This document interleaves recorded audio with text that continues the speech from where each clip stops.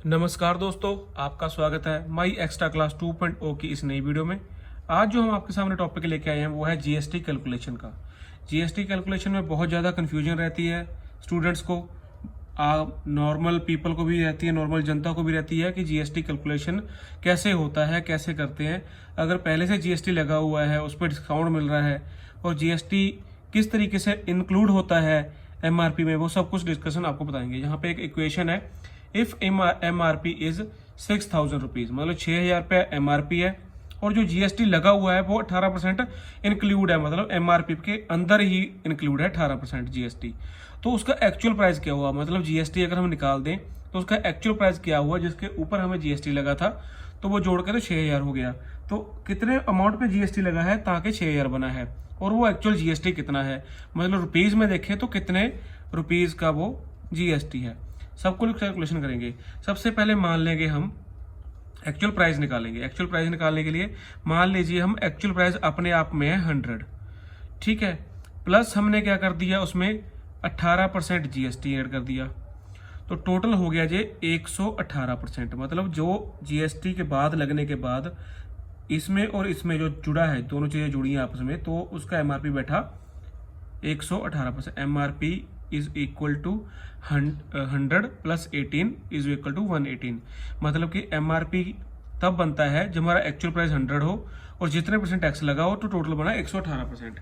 ठीक है, तो इस तरीके से हम निकालेंगे। तो हम क्या करेंगे, एक्चुअल प्राइस मान लीजिए हमारा 100 था, ठीक है, तो एक्चुअल प्राइस यहाँ पे कितना था 100 प्लस 18, मतलब एमआरपी हमारा हो गया परसेंटेज में 118%।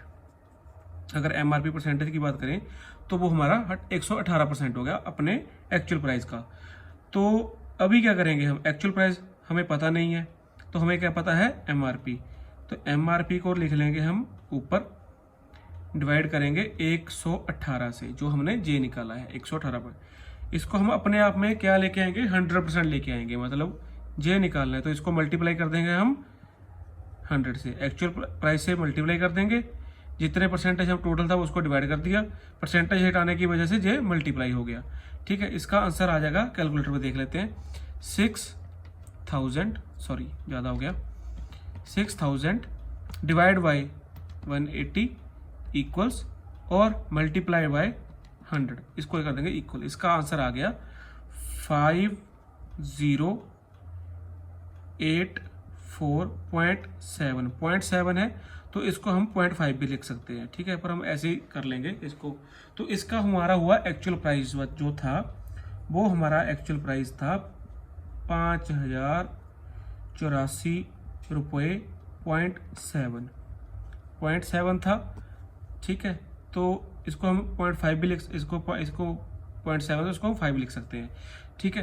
तो किस तरीके से हम इसको करेंगे, इसमें हम अगर कर दें, ये हमारा एक्चुअल प्राइस आ गया, तो एक्चुअल जीएसटी कितना हो गया, एक्चुअल जीएसटी माइनस कर दो आप इसको 6,000 में से, इसका आ गया 915, मतलब 915, तो इसको भी 0.4 की जगह हम 5 लिख देंगे यहाँ पे, ठीक है। तो इसको किस तरीके से हम कंफर्म करेंगे कि ये सही है, ठीक है जी। तो इसको कंफर्म करने का एक ही फार्मूला है, तो वो है, भाई चल जा, इसका एक ही फार्मूला है ताकि हम इसमें ऐड कर दें 18%, ठीक है। 5085 प्लस 18% का बटन सीधा दबा दो, इसका आंसर आ गया 6,000, जो हमारा यहाँ पे आ रहा था, ठीक है। इसको अगर हम जोड़ लेंगे तो भी इतना आएगा 5085 प्लस 9.1, ठीक है, इसका आंसर आ गया 6,000।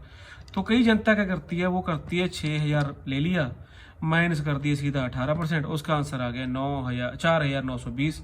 पर अगर इसमें हम ऐड करेंगे 18%, तो इसका आया 5,805, यहाँ तो 6,000 बना ही नहीं, ठीक है। तो ये कन्फ्यूजन रहती है, मिसकंसेप्शन है, अभी सीधा माइनस कर दो इसमें से ये, इसमें ये माइनस कर दो, आंसर आ जाएगा।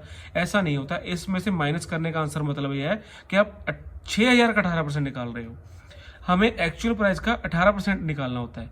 एक्चुअल प्राइस का 18% है 915, ठीक है। आप देख लिए 0585 इंटू 18%, ठीक है, 915, मतलब इसका 18% ये है, तो ये बन गया आपस में 118%, ठीक है जी।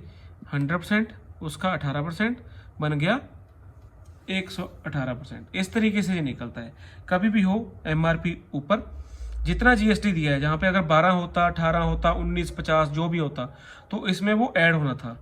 ठीक है, इसमें ऐड करके उसको लेके गए हम डिवाइड में, मल्टीप्लाई करेंगे 100 से, क्योंकि हमें 100% निकालना है उस चीज़ का। 100% निकालेंगे मतलब उसका एक्चुअल प्राइस निकालना हमें। ठीक है, एक्चुअल प्राइस इधर आ गया वो, तो उसको मल्टीप्लाई किया तो अपने आप में वो एक्चुअल 100% निकल आया। इस तरीके से हम GST कैलकुलेशन करते हैं। कोई और मन में डाउट हो, कोई क्वेश्चन हो, तो आप बेझिझक हमें पूछ सकते हैं। तो ये थी आज की वीडियो। उम्मीद करते हैं आपको पसंद आई होगी, समझ लगा होगा। कोई क्वेश्चन होगा, नीचे डाउट होगा तो कमेंट बॉक्स में जरूर लिखिए। माई एक्स्ट्रा क्लास 2.0 को सब्सक्राइब कीजिए, लाइक कीजिए, शेयर कीजिए दोस्तों के साथ। कोई भी डाउट हो किसी तरीके का भी, हम वीडियोस लाते रहते हैं। आप हमारी वीडियोस देखिए पुरानी, तो आपको समझ आ जाएगा किस तरीके की हम वीडियो लाते हैं। अगर वीडियो अच्छी लगी हो तो लाइक करना मत भूलिएगा। Thank you very much.